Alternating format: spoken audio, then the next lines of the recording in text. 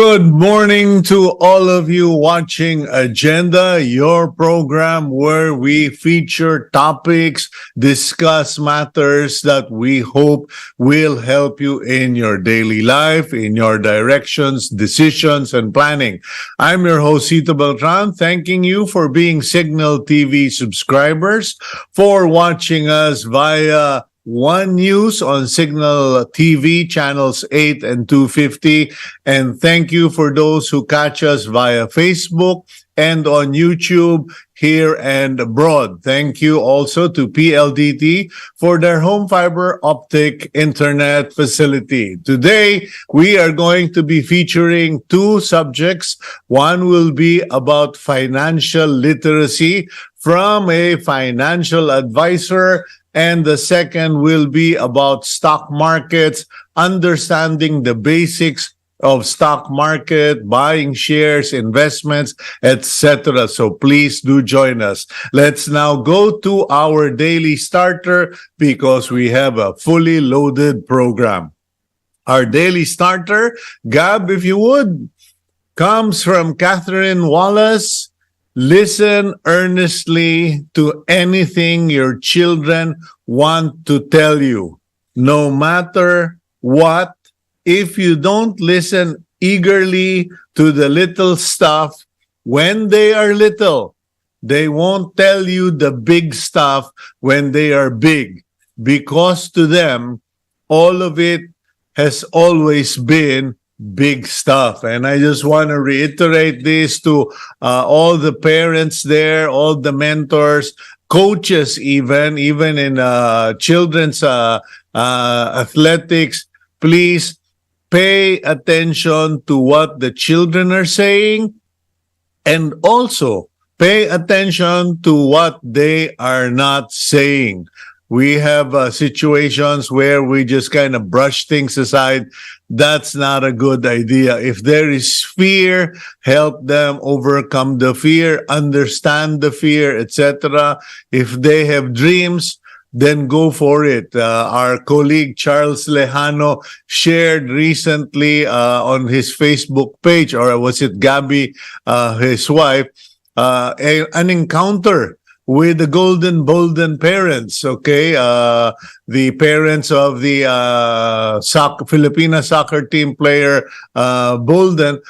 And the parents said, support your children's dream and make sure it's their dream you're supporting, not yours. So please pay attention to what the children are saying. Let's now go to the front page of the Philippine Star. And I'm going to be a bit delayed here, so sorry, but I'm switching from gears here.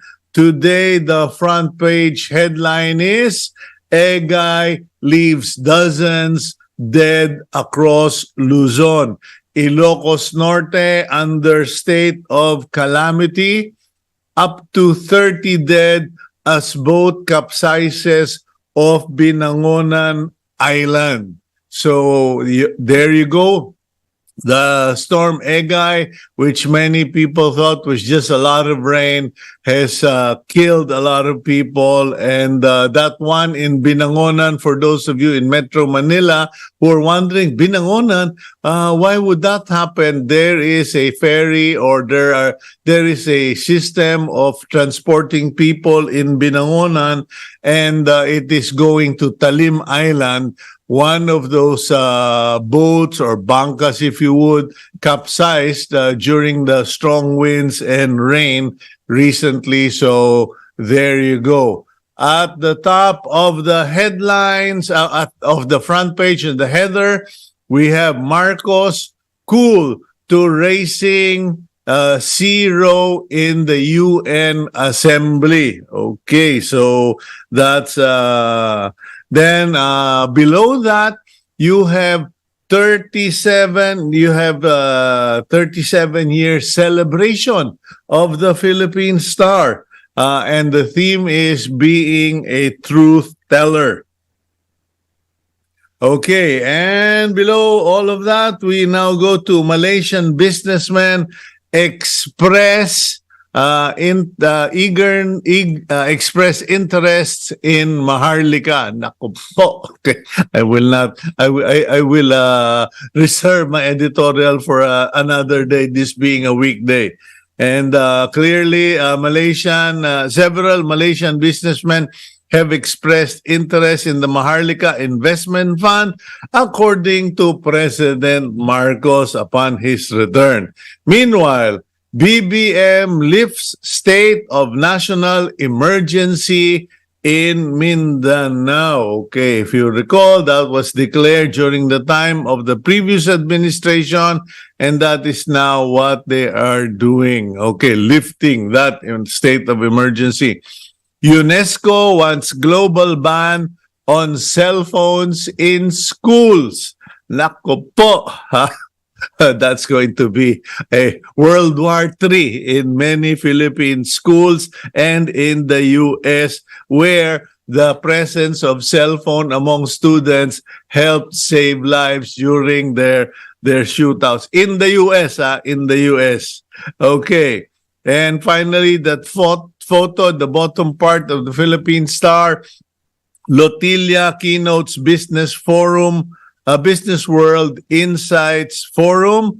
Energy Secretary Rafael Lotilla was keynote speaker of the Business World Insights Forum titled Sustaining the Future of Energy.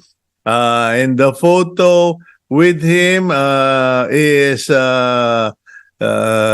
Philippine Star Media Group President and CEO Miguel Belmonte and Business World Editor-in-Chief Wilfredo Reyes. Okay, that about wraps up our front page review. And now we go for a quick break, and then we begin our first portion of today's program, which is about financial literacy. Please pay attention.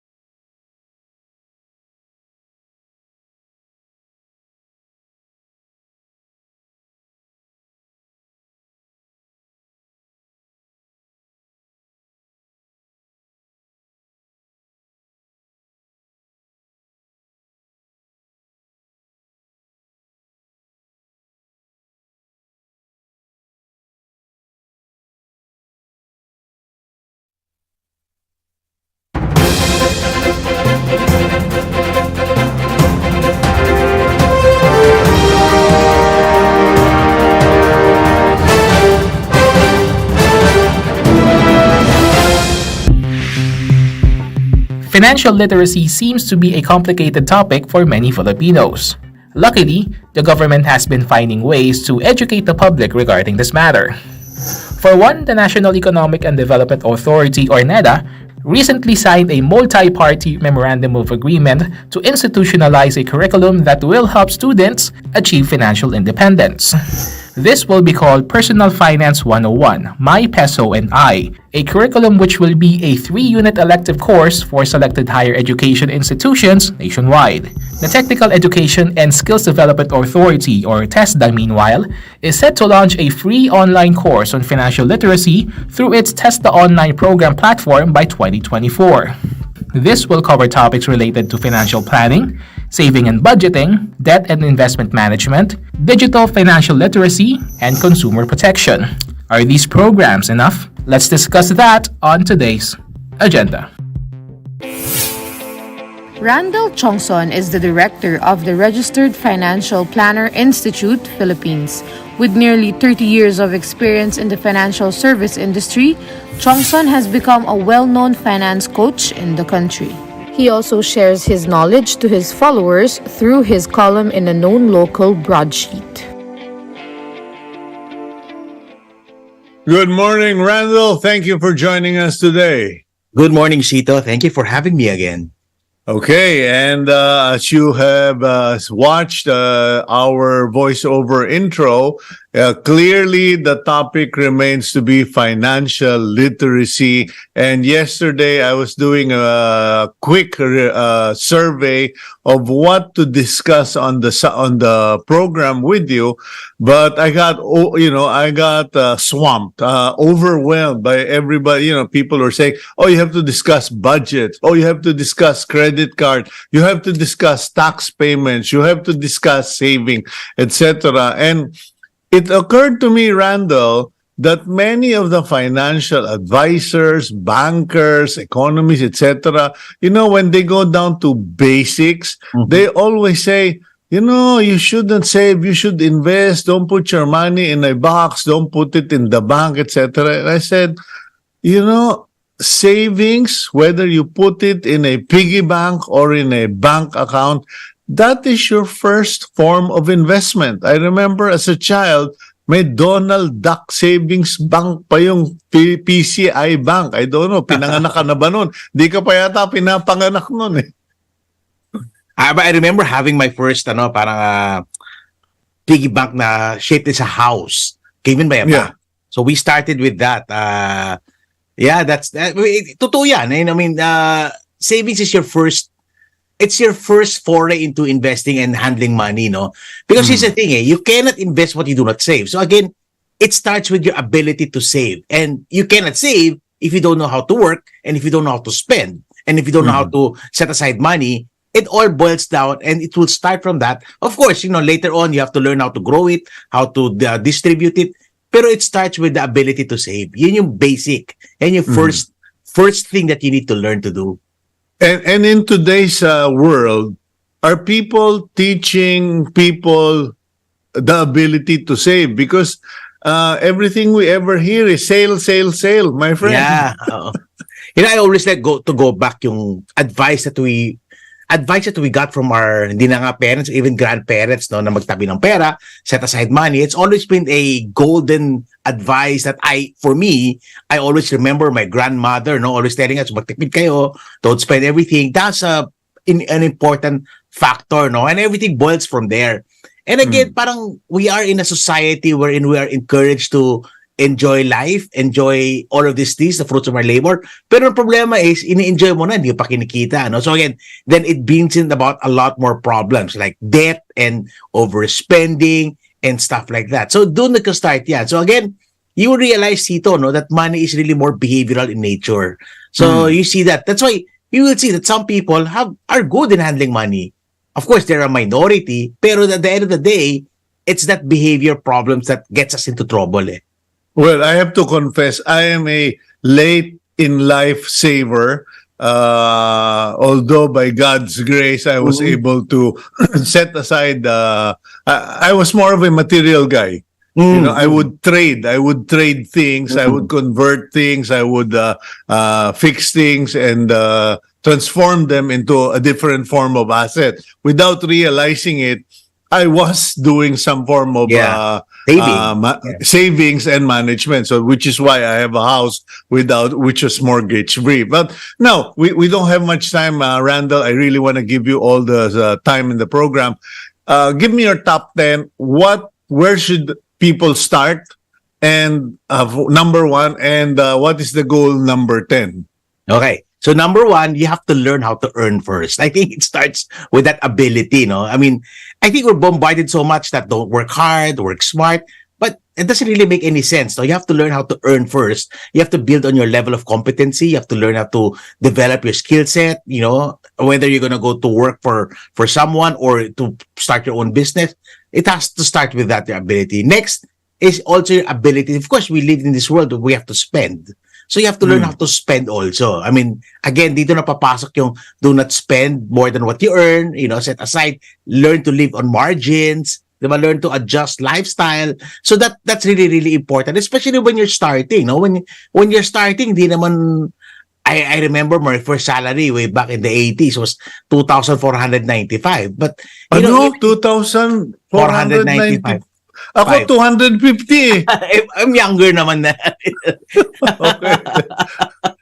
Ano na to, 1988. No, but your first 2 points are very valid. I started working when I was 16, really working in a company as a press photographer. But before that, I was already making side hustles, washing my father's car, waxing my father's car, or selling chickens on, chicks, etc. Bata pa ako noon. Because here's the thing that if you grew up in the 70s, in the 60s, 70s, and even in the 80s, so parang learning how to earn was a big factor that being taught to us by our parents. Diba? You have to earn your living, you have to, one way or the other. Ako, pinagsa-summer intern ako sa office namin, yung mga ganun bagay, parang it was like a normal. Today, it's a problem, no? Parang we always tell our kids, oh, no, don't, mag-aral ka na lang and stuff like that. So, I think that's the greatest shift also, no? Maybe because before we're not so sure saan magagaling ang pera, so we are taught that way. Randell, sorry, I need to cut in on that because there are a lot of parents who are anti-work. Focus. You need to have the grade. You need to be on top of your class. You have to be in the top 5 of the graduating class, etc. And where do they all land? Yan, problema. And that's the thing kasi we did not, una-una, no, as a child, we taught them to, I hate to use the word, no, but magiging entitled I mean, okay, all I have to do is focus, good grades, and that's not even a guarantee, diba? I mean, even if you have good grades, doesn't mean that you're gonna be doing well in life. Whereas you're taught, no, school is important, education is important. I was, taught by my parents na, mag-aral ka. I was not expected to be an honor student. And my dad, because negosyante yan, he would always tell me, basta graduate ka, yun lang. That's the only thing that he required me. But at the end of the day, we were taught how to hustle at an early age. And yung difference have to earn and the value of every peso that you make. Parang maliit yan o malaki yan, importante yan that you'll have I love that statement. Whether it's big or it's small, as long as you make the money. I think that is what people need to understand because I'm getting sick and tired of people using economies of scale. Pag may nagsabi pa sa akin ulit ng economies of scale, talagang I'm going to squeeze their nose, Because the economies of scale will work, but that's going to happen on the latter side, no? Pero at the onset, you have to learn how to earn. I mean, the value of hard work, the value of, parang learning and stuff. When my daughters were starting to work, and then they would come home stressed, pagod, natasigawan ng boss, naipit sa traffic, dealing with difficult clients, purposely ako parang sa loob ko, of course, I don't show it. Parang, okay yan, natututo yung anak ko. No? So, again, those things are important. And that develops the character. At the end of the day, again, money is behavioral. You have to build the character. We all made our mistakes. Ma'am, I know my story, Missy Cito. We all make the mistakes as a young person. We become so brash with how to handle money and stuff like that.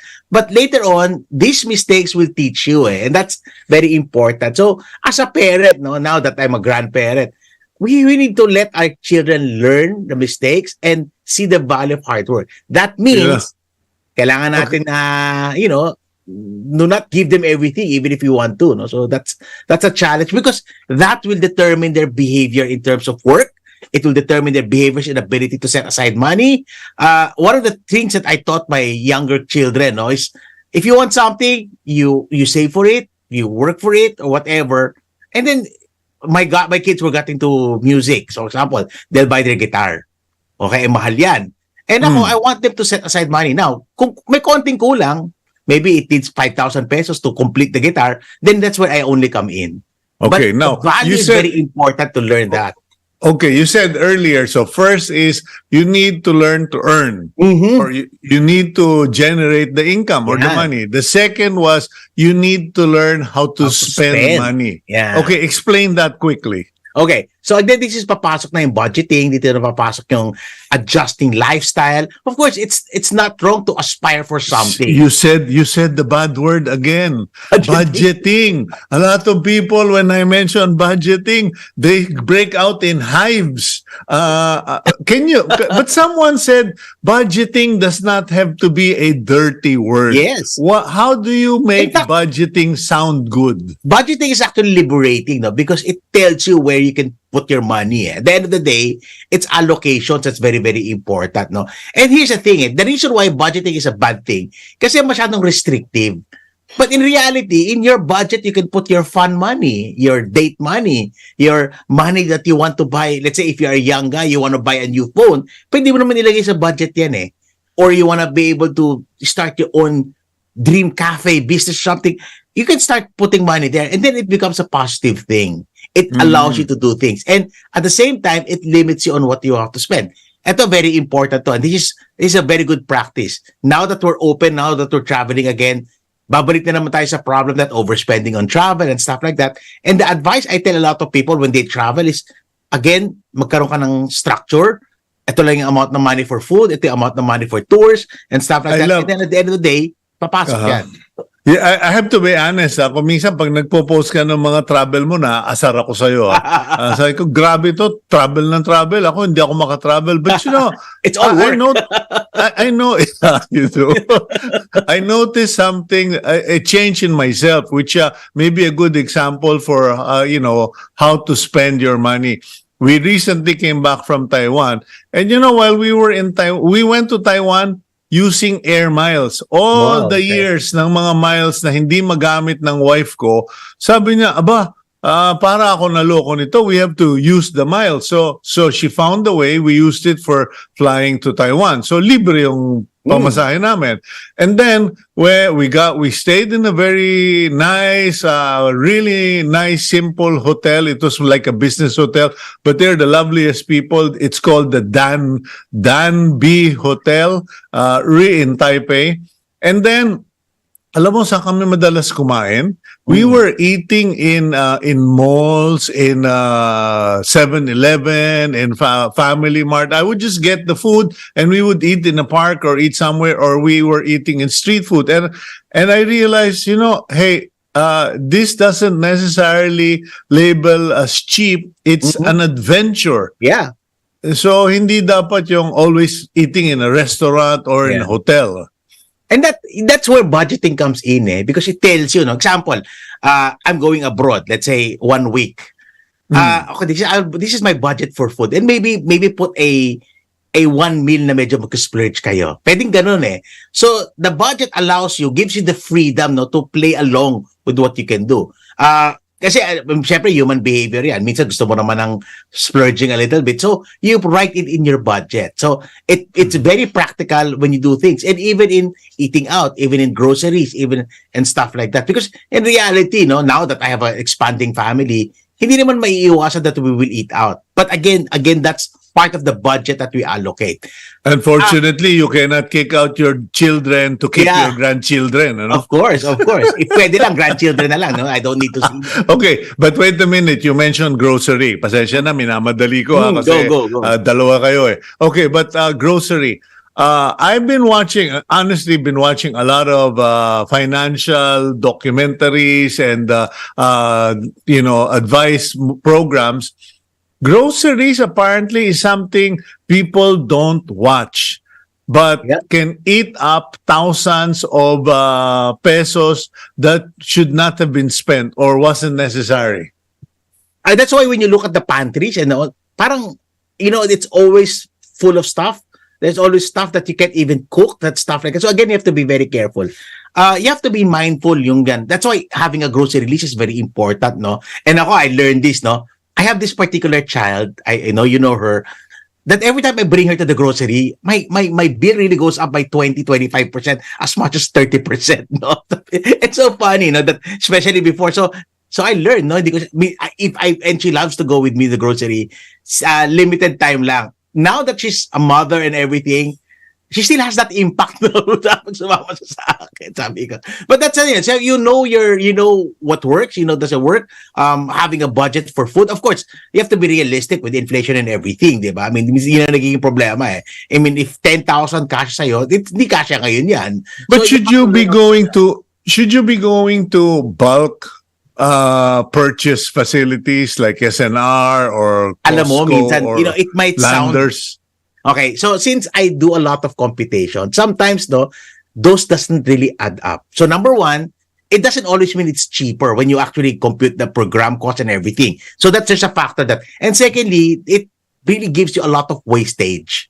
Kasi for instance, yes, example, since I love to cook, you're not supposed to keep all your frozen food for a long time anyway to begin with.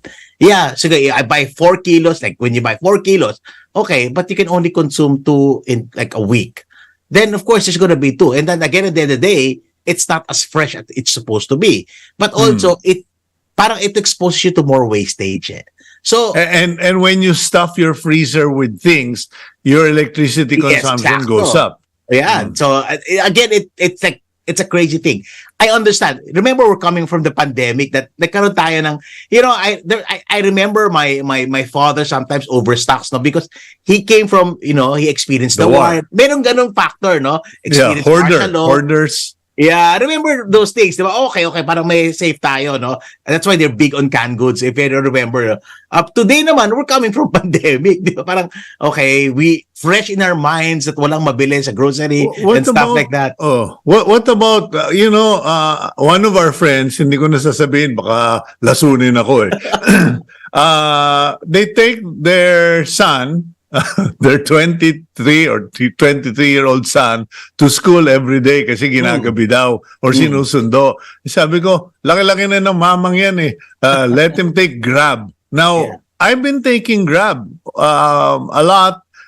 So has my wife. And when we realized, this looks like a smarter, less stressful alternative.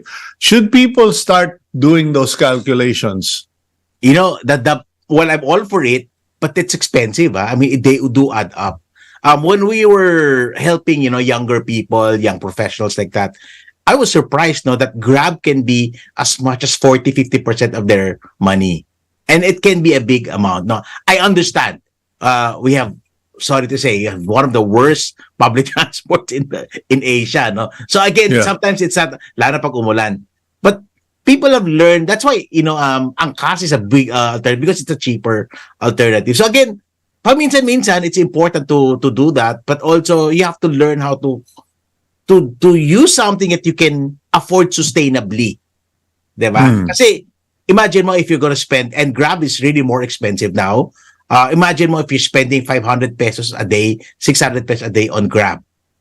And that do add up. So again, depende na yan. Malaki naman sweldo. Yeah, now I get it because I tend to think of it because I don't commute a lot. So yung once in a while, mukhang practical sa akin.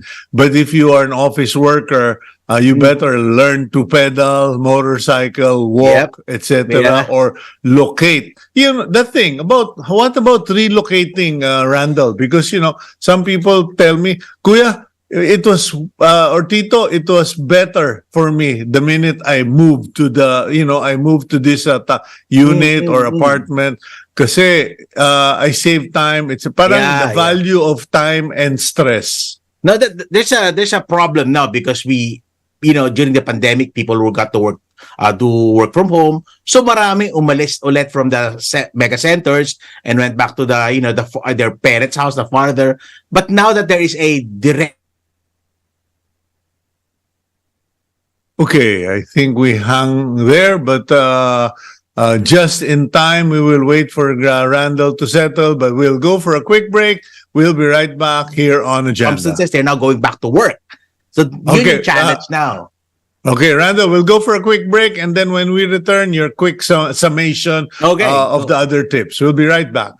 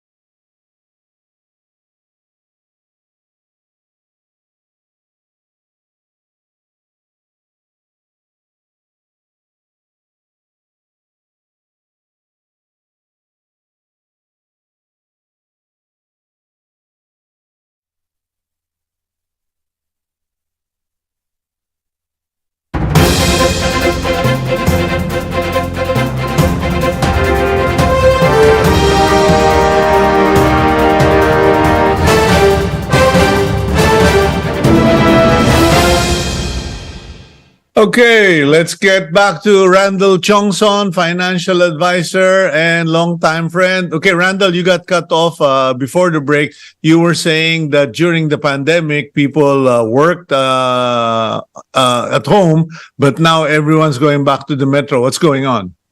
So yeah, that's the challenge now, no? So now they're realizing, oh, I have to commute. Remember, hindi na yan sanay mag-commute ng, remember, before pandemic, 2-hour commute to work, no? So they're looking for ways to do it, and now they're seeing that, okay, I'll do Grab first and everything. So again, dito na papasok about practicality, about budget and ability to be productive. So again, you have to do your numbers. That's why budgeting becomes important. Is it cheaper? Is it more cost effective if I start to get a house, board with friends in a where we can just walk to work? And those things now, the budget now allows you to do that. Sometimes it makes sense. It makes sense unless you go to a place that's so expensive you can't even afford it. At the end of the day, you have to do your numbers. You have to so write down the economy of your living. Of how you live. Is it really cheaper for you? Or, those things, again, there are things that you have to factor away. The 2 hours lost sa akin yan, there's a big cost. You can factor that in. It makes you more productive. Now, you have to learn how to adjust your budget so that you can afford your living. I think that's where a lot of people are making a mistake, Cito. They don't know their numbers. They don't know that they're overspending. Then they realize wala na silang pera. And that's where toxicity, stress comes in. That's why they're so bitter with work, because they don't do the numbers. It has to make sense long term, not just 1 week, 2 weeks, a month. It has to be sustainable. And that's where budgeting comes in. If you know how to work hard and you know how to set aside money, then you can plan your life accordingly. And again, enjoy the parts of life that's important. So you do a budget, you save, you set aside money. Saving can be multiple purposes. For insurance, for health, for... Siyempre, the first one, I just have to, emergency fund first. That's the first thing that you have to set aside. If there's something we learn from the pandemic, kasi remember, a lot of these working people never experienced what we experienced ito, no? The changes. So again, now they realize, no? It's good kasi, nga pala, no? Pwede pala maputol ang income ko. Then that's why the emergency fund is something that you set. And then again, according to priorities, then you move it along the way. Okay, so what's your final lesson for us today? And mind you, I already told you off air, we're going to be doing this more frequently. Go ahead. Because, I personally really want people's lives to change, to be able to enjoy their work, enjoy their money, and enjoy their life. So what's your final lesson? Okay. So personal finance is more behavioral than anything else. It is simple and yet it's not. So you're realizing, there's the problem with a lot of people, my friends in the financial world, they have a tendency to oversimplify things. It's not. Hindi yung magtipid ka lang, okay ka na. It doesn't work that way. And at the same time, it's not as complicated as rocket science. You have to dedicate enough time, study and learn, understand your behavior patterns, get coached, get mentored by somebody who knows how to handle money well, read more, watch more videos that can helpful, and that will begin to change the trajectory of your life. But again, at the end of the day, you have to change one way or the other. Okay, well, Randell, that's a mouthful, that's a handful, and I hope that you will continue to join us in the future programs and that you and I can work together in other projects, because the Filipinos need help from each other and not just from politicians. Thank you, Randell. God bless you, bro. Okay, that's Randell Tiongson, and now we go for our next part.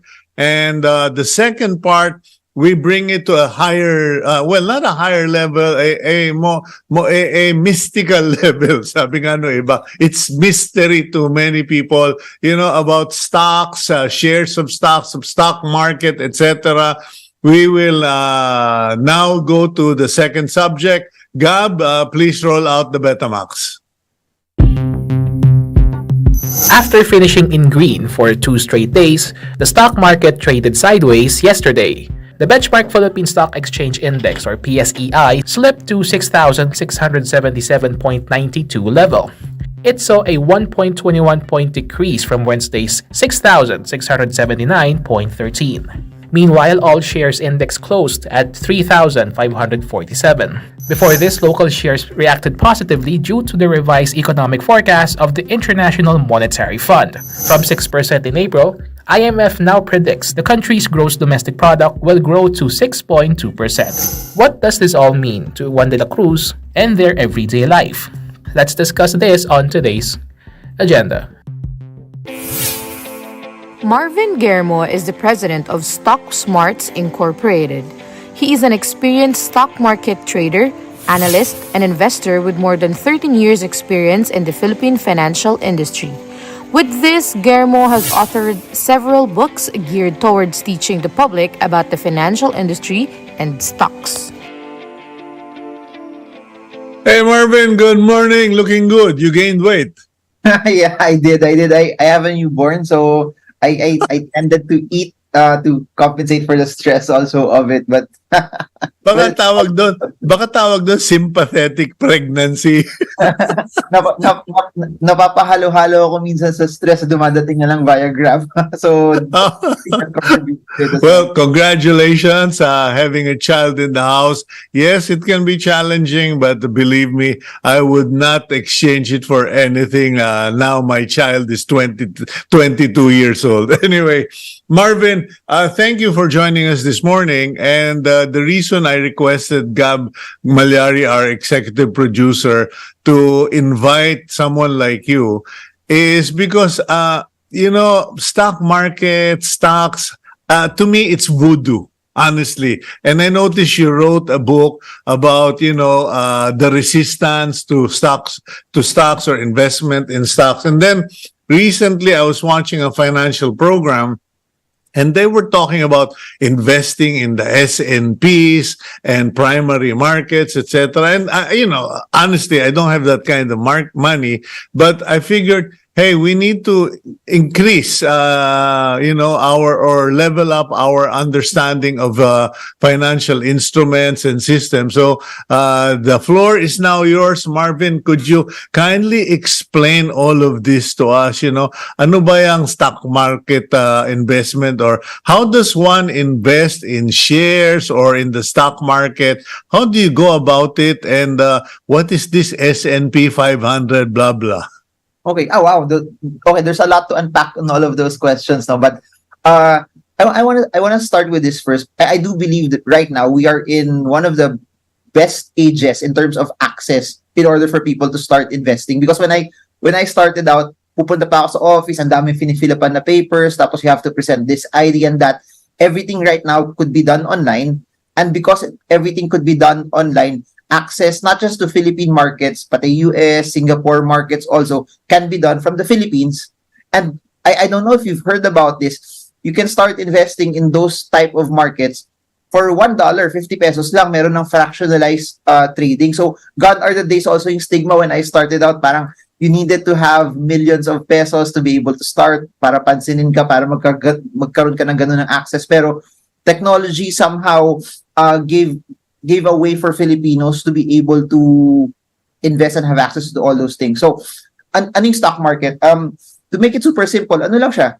Kunyari, friends tayo, Cito, and then you own a company, inoferan mo ko na, Marvin, lagay ka dito ng 100,000 pesos. Yung 100,000 mo, bibigyan kita 10% ownership dun sa company ko. So whatever happens to the business, you're a 10% owner. That's what investing is in companies. Pero the difference there is this. Hindi naman tayo lahat kaibigan ni Gokong Wei, ni Manny Pangilinan, ni Aya Ayala, or ni Tony Tan. Okay, we had a slight delay on the Zoom for... Right place. Oh, there we go. Okay, go ahead, Marvin. It's a centralized place where people who want to... It's a centralized place where people who want to buy and sell shares, they can be part owners of the company just by logging into a platform or signing up. Kasi kung walang stock market, there's no way for us to become part owners of the company. So, people should look at it in a way na, ano yung paborito mong kumpanya? Ano yung alam mo na kumpanya? McDonald's ba yan? Jollibee ba yan? Apple ba yan? Samsung ba yan? That's where you want to be a part owner.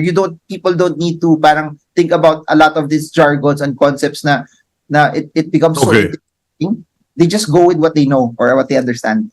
Okay, so that's been answered. Now, you said they're fractionalized investments, so kahit medyo exaggerated na siguro yung piso-piso, but you can now invest on smaller amounts and not have to be investing, because I once wanted to invest in a particular blue chip company. Nag-open sila, anak ng ewan, ano yata 300,000 per share sa na ino-offer ng bangko. Sa teka, kung may 300,000 ako, magtayo na lang ako ng negosyo. But okay, so but there's this notion na it's high risk, or it's a well, I won't call it a game of chance, but there's a lot of risk involved. So here's the thing about the stock market, because it's driven by market forces, may volatility siya. It's not that not super safe siya na parang time deposits or sa banko na iniwan mo yung pera mo. You put 100,000, you can expect at the end of the day or at the end of the year, it's 100,000 plus the interest. In the stock market, it's not like that. There are times na talagang bumababa siya, there are times na umaakyat siya. But what I want to submit to people is this: they have to take the time to be able to study ano yung risk na pinapasok nila doon. And there are ways also to somehow limit that risk also. One way is to diversify, you buy different stocks, or one way also is to buy companies na alam mo predictable, na alam mo may customer sila lagi. I'll give you an example. One good example, think about it, is Meralco. People will pay their electricity bills on a regular basis. Kung di mo bayaran yung electricity mo, puputulan ka. So you know that Meralco, people will subscribe to their service, and they're essentially a monopoly. Wala silang kalaban. So they have a way to be able to earn. And Meralco gives one of the highest dividends in the Philippine Stock Exchange. What does that mean? It doesn't matter if Meralco's prices go up and down. If your intention is to earn from dividends, you buy it, you hold it, and you receive the dividends. That's one way also to curb off yung pagbagsak ng market or pag-akyat ng market, because pag dividendo yung laro mo, it doesn't matter if the market goes up or down. So just to play safe, instead of just putting all of your money in one basket, you put it in 10, or you put in 2 high yield or sure shot companies, and the others you can put in smaller quantities. Parang sigurista, spread the money on the table. But when you bet, when you invest, hindi bet, malabas yung pagka-gambler ko eh. When you bet on sure shots like Meralco, San Miguel, etc., does that mean that they're going to necessarily be more expensive? Here's what's interesting. It depends on when you come in also. There could be cycles. For example, when the pandemic happened, when news of the coronavirus started to come out, February 2020 pa lang, bumabagsak na yung market.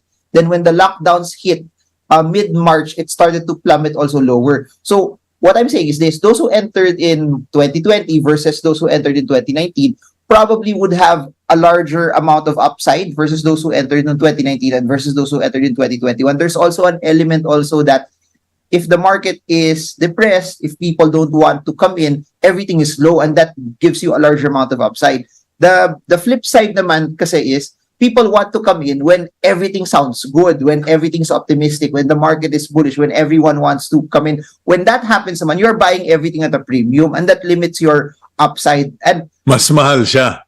Yeah, mas mahal siya. So parang ano siya, if you have an option to invest in BGC in year 2000 versus BGC in year 2023, alam mo na maganda yung BGC. There's so many buildings, it's predictable. You know that it looks like a very good country. But if you're betting on a positive environment, does it mean, kasi alam mo sa sabungan, background ko sabungero eh. Sa sabungan, pag naglabas ako ng imported na manok, liyamado na ako. So may tinatawag yan, 8, 6, 10 siyam, etc. There are odds that are not in favor. If you invest on shares that are of premium, does it necessarily mean that the shares are more expensive and also lesser ang kanyang profit margin?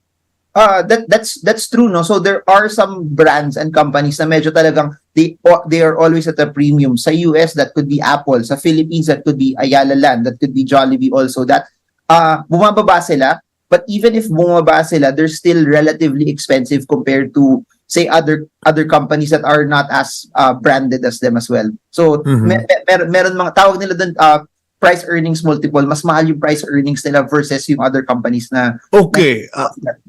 Ako, dehadista ko eh. I like to get into the situation where the odds are not in my favor because the results always turn out. But in shares of stock, parang logic would tell me, hey, I'm going to buy when everything is down on the floor.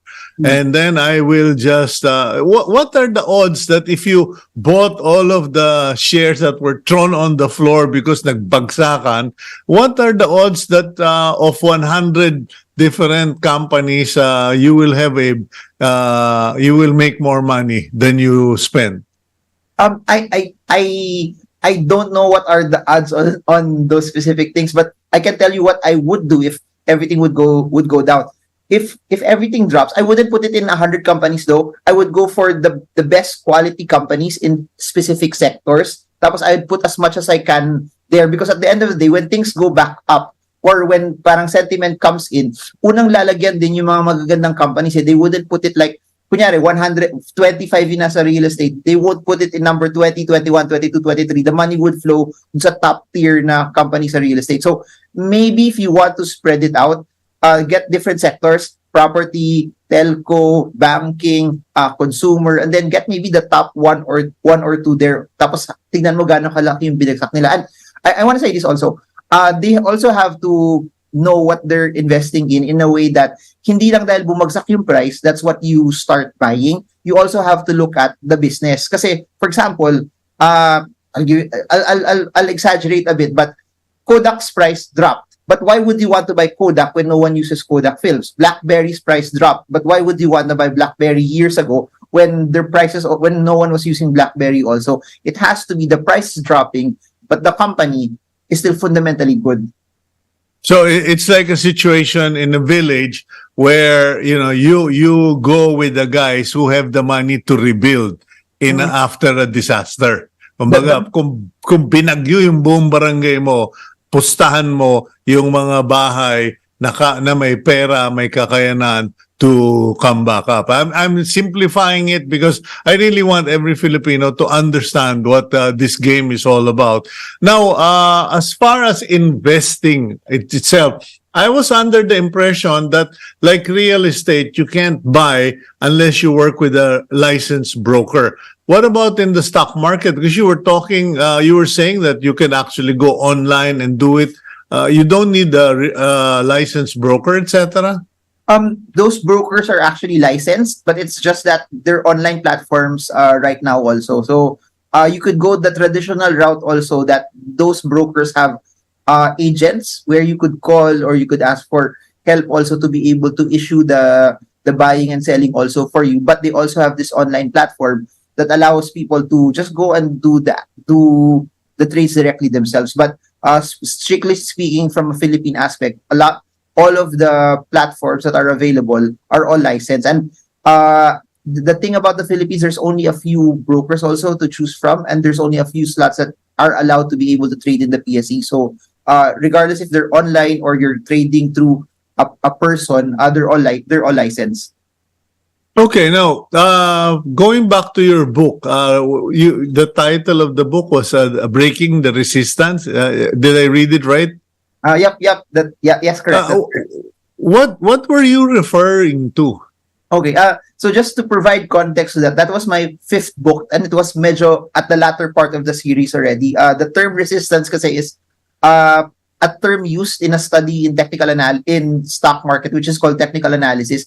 I don't want to sound super technical here, but resistance is like a price range that prevents a stock from going up. So parang the study there is what do you do when the stock starts to go beyond the resistance? How do you spot them, and then how can you actually buy when it's breaking past it? Because based on technical analysis, when you break past a resistance, the stock starts to go up. in a relatively faster way and a faster pace as well.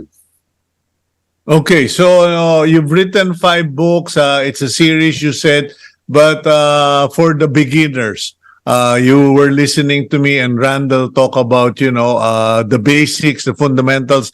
What are the fundamental lessons of Marvin as far as investing in stocks? Because one athlete I was watching, he became a case study. For a guy who didn't know anything else outside the basketball, he actually sat down, read books, and watched videos to study about, companies, like I was talking about the S&P's 500. And I said, parang mahirap. What are your top 10 tips? I do agree with that though, na you don't really have to be an expert on a lot of things, but you have to know something about maybe a certain industry or a certain company that will give you conviction to invest. I do believe that investing is a conviction game. That's why when people ask you to invest, or may mga nagyaya sa'yo, or may nag-invite sa'yo, or meron nag-offer sa'yo, but you're not fully convinced about it, huwag kayo maglagay. Never ever invest into something na hindi mo inaral and you don't have full conviction, because especially in the stock market, there's a lot of volatility. Pag bumagsak yan and hindi mo alam yung pinasok mo, you'll be the first to panic, you'll be the first to go out, and then you'll blame other people, you'll blame the friends that invited you. That's why you have to know, you have to spend the time. To be honest, doing this 15 years now, there's really no shortcut into it, because it will be a conviction game. But what I want to tell people is this: it's 2023 now.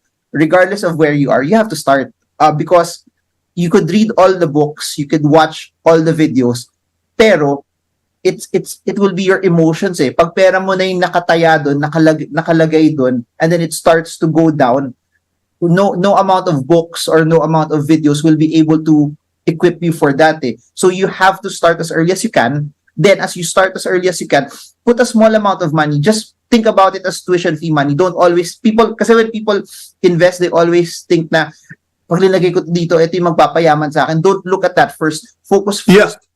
Good you said that, Marvin. Kasi that's the mindset of many Filipinos. I'm investing, dapat kakabig ako. Or I should really, get a windfall. But when you invest in stock market, what should be the expectation? Okay, you invest 1,000 pesos. Maybe you'll get 1 peso or 10 peso or 15 peso. And it will take X amount of years. On the average, what is the formula pag nag-invest ka sa stock market? I think that would differ primarily on what stocks that they are buying. If they buy ones that are relatively bigger versus the ones that are smaller, the ones that are bigger would give you a smaller amount of return, and then the ones that are smaller in terms of the size, because they're more volatile, and then mas maliit yung market cap nila, meaning mas malaki yung swings also nila, that could give you a higher rate of return. Pero here's what's interesting. It would really still depend on their entry, meaning if they come in when the market is relatively higher. I'll give you an example, Cito. The Philippine Stock Exchange Index noong 2013 or 2014 hit about 7,400. It's 2023 now, almost a decade, and it's below that. Meaning, those who put in one time at that time are still losing money also. But those who put in noong 2020 are making massively more than those who invested noong 2013. So, it matters when you place it. It matters if the market is upbeat or not. But so in the end, Marvin, sorry, because we're down to our last 2 minutes. So in the end, what happens is you don't put you can invest in the stock market, but you might be better off investing surplus.